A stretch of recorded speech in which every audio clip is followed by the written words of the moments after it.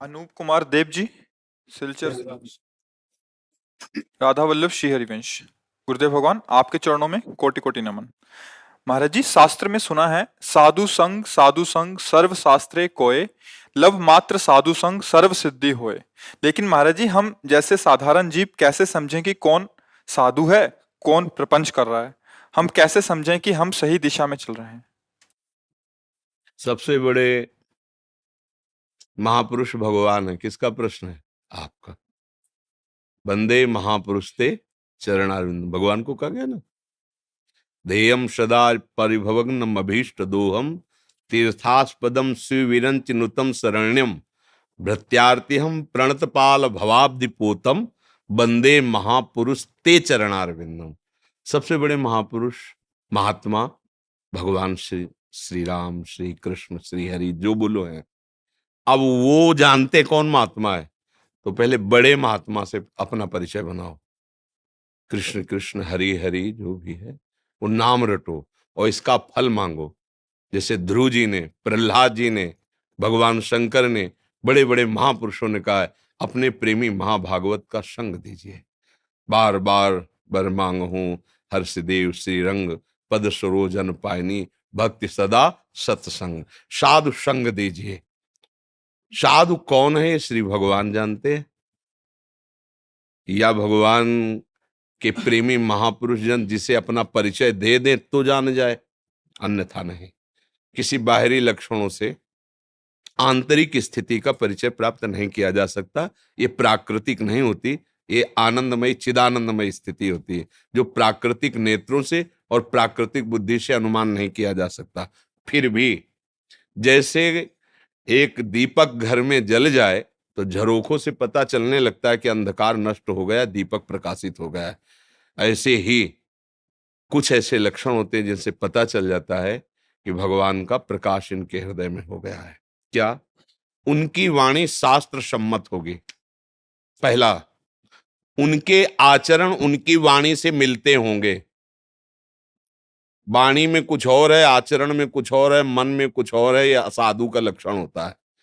साधु का लक्षण होता है जो वाणी में वही मन में वही आचरण में।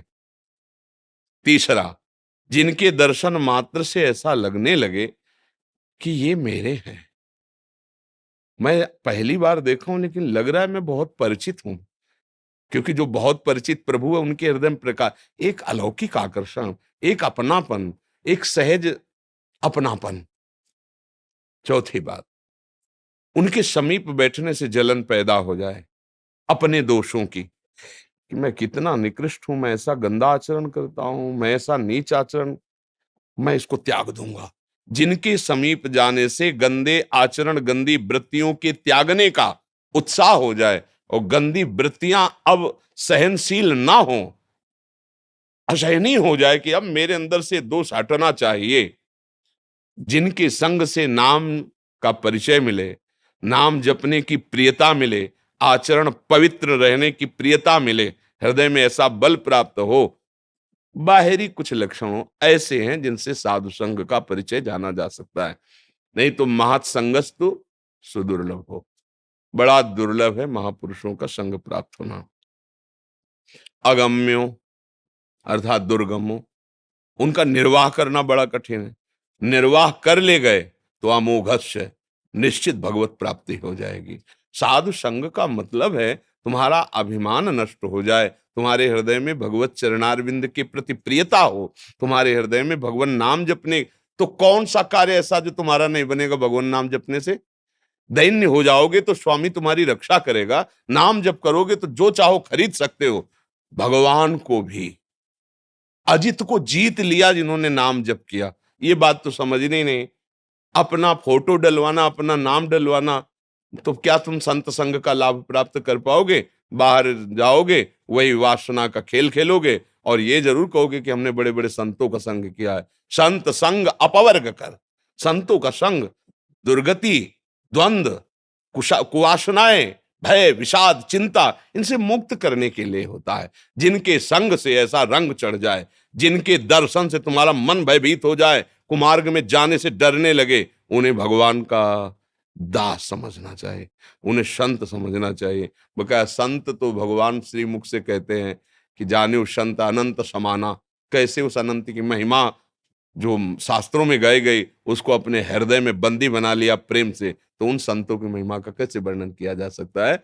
बकाया सरल सहज, जो वाणी में वही आचरण में वही मन में, जिनके दर्शन स्पर्श संभाषण से हमारा हृदय निर्विकारिता की तरफ चलने लगे, भजन प्रियता बढ़ने लगे, जिनके देखने से शांति और ऐसा लगने लगे कि जो मैं खोज रहा था मुझे मिल गया, मुझे विश्राम मिल रहा है।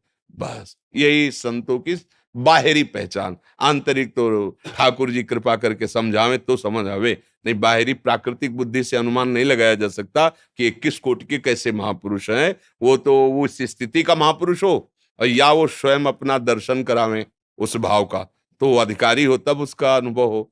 तो ये है, ऐसे बाहरी लक्षणों से नहीं जाना जा सकता।